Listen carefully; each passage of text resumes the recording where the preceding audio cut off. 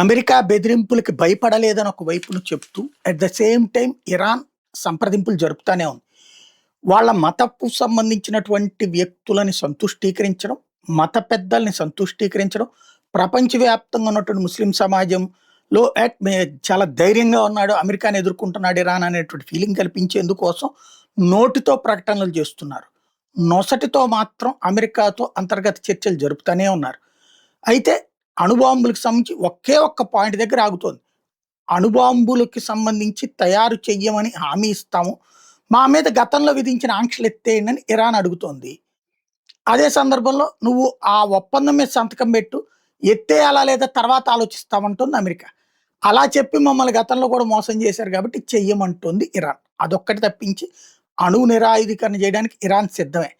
ఈ విషయాన్ని తాజాగా ఇరాన్ మరొకసారి చెప్పింది. న్యూక్లియర్ వెపన్స్ని మేము వాడము, తయారు చెయ్యము అని హామీ ఇస్తాం, కానీ అమెరికా ఇందుకు సిద్ధపడాలి అని అడుగుతోంది. ఏం జరుగుతుందో చూడాలి.